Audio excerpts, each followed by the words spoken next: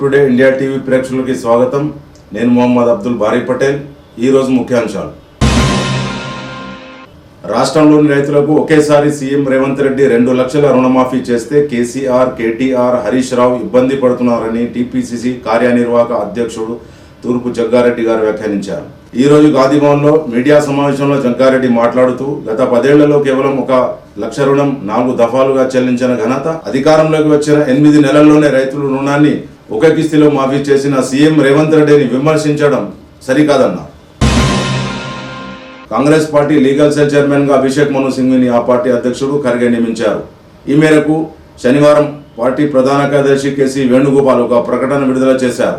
తెలంగాణలో ఇటీవల ఖాళీ అయిన రాజ్యసభ స్థానానికి తమ పార్టీ అభ్యర్థిగా అభిషేక్ మను సింఘ్విని కాంగ్రెస్ ప్రకటించిన సంగతి తెలిసిందే. దేశ భవిష్యత్తు యువ పట్టభద్రులపైనే ఆధారపడి ఉందని, స్వాతంత్ర శతవార్షికోత్సవపు దేశాన్ని సంపన్న దేశంగా మార్చే బాధ్యత యువతపైనే ఉందని కేంద్ర బొగ్గు గనుల శాఖ మంత్రి జి కిషన్ రెడ్డి అన్నారు. విఐటి చెన్నై క్యాంపస్లో ఉదయం జరిగిన స్నాతకోత్సవంలో ఆయన పాల్గొని సందేశం ఇచ్చారు. నాణ్యమైన విద్యనందించడంలో విఐటి విద్యాసంస్థలు ముందంజలో ఉన్నాయన్నారు. యువకులు ఉద్యోగాల కోసం వెంపర్లాడకుండా పలువురికి ఉద్యోగాలు ఇచ్చే స్థాయికి ఎదగాలని ఆయన పిలుపునిచ్చారు.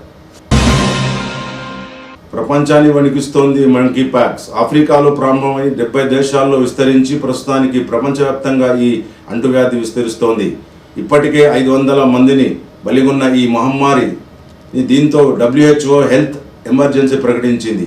ఆఫ్రికా దేశాల్లో ప్రారంభమైన ఈ వ్యాధి ప్రస్తుతం ప్రపంచమంతా వ్యాపించింది. WHO ఈ వ్యాధిని ఇలా ఎమర్జెన్సీని విధించడం ఇది 2వసారి.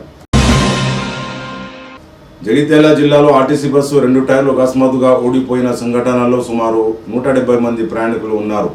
మోతాదుకు మించిన ప్రయాణికులు ఉండడంతో ఈ బస్సు ప్రమాదం జరిగింది.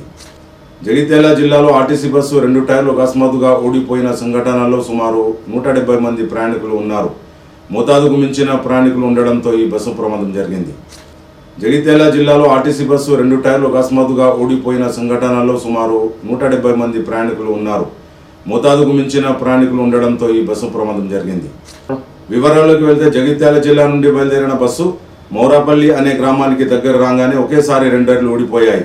అదృష్టం కొద్దీ బస్సులోని ప్రయాణికులకు ఎటువంటి గాయాలు కాలేదు. అందరూ సురక్షితంగా బయటపడ్డారు. ఈ బస్సులో ఎక్కువగా ఆడవాళ్లు, పిల్లలు ఉన్నారు. ఈ రోజు తెల్లవారుజామున రోడ్డు ప్రమాదంలో 4గురికి తీవ్ర గాయాలు. వివరాల్లోకి వెళ్తే ఒక BMW కారు హైదరాబాద్ నుండి బంజారాహిల్స్ వైపు వెళ్తుండగా అదుపు తప్పి కారు డివైడర్ను ఢీకొట్టడంతో కారులో ప్రయాణిస్తున్న 4గురు తీవ్రంగా గాయపడ్డారు. అందులో 2 అబ్బాయిలు, 2 అమ్మాయిలు ఉన్నారు. గాయపడ్డ వారిని ఆసుపత్రికి తరలించారు. సూర్యాపేట జిల్లా ఆత్మకూరు ఎస్ మండలంలో ఒక మందిరం గోడ కూలిన సంఘటనలో ఒక బాలుడు మరణించాడు. వివరాల్లోకి వెళ్తే మందిరం పక్కలోనే 3 సంవత్సరాల హిమాంశు అనే బాలుడు ఆడుకుంటుండగా అకస్మాత్తుగా పెద్ద శబ్దంతో గోడ కూలి బాలుడు అక్కడక్కడే మరణించాడు. 5 సంవత్సరాల దేవాంశు అనే అబ్బాయి గాయపడ్డాడు. ఇతనికి ఒక ప్రైవేట్ ఆసుపత్రిలో చికిత్స అందిస్తున్నారు. ఈ రోజు ముఖ్యాంశాలు. రేపు మళ్ళీ కలుద్దాం.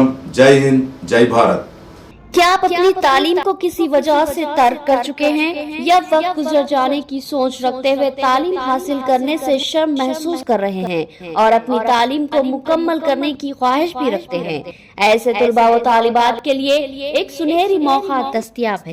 जी हाँ नाज़रीन, तेलंगाना ओपन स्कूल सोसाइटी की तवज्जो से एजुकेशन पावर इंस्टीट्यूट का आगाज हो चुका है, जहाँ पर 10वीं और इंटर के लिए ओपन एग्जाम प्रोवाइड किया जा रहा है। इस इंस्टीट्यूट में ऑफलाइन और ऑनलाइन क्लासेस भी दी जाएगी। बेहतरीन असातिज़ा की निगरानी में बेहतरीन महरे वक़्फ़ में ऑनलाइन क्लासेस और ऑफलाइन क्लासेस दी जाएगी। इस इंस्टीट्यूट में दाखिले की आखिरी तारीख 10 सितंबर रखी गई है, तो देर किस बात की। तालीम हासिल करने की कोई हद नहीं होती। अपने मुस्तकबिल को ताबनाक व दरख्शा बनाने के लिए अपना दाखिला इस इंस्टीट्यूट में जरूर करवाएं, क्योंकि इल्म हासिल करना हर मर्द औरत पर फर्ज है। एजुकेशन पावर इंस्टीट्यूट, नस्ब Borabanda police station, Hyderabad. Phone 9618769058 या 7569897239। इन फोन नंबर पर रब्त पैदा किया जा सकता है।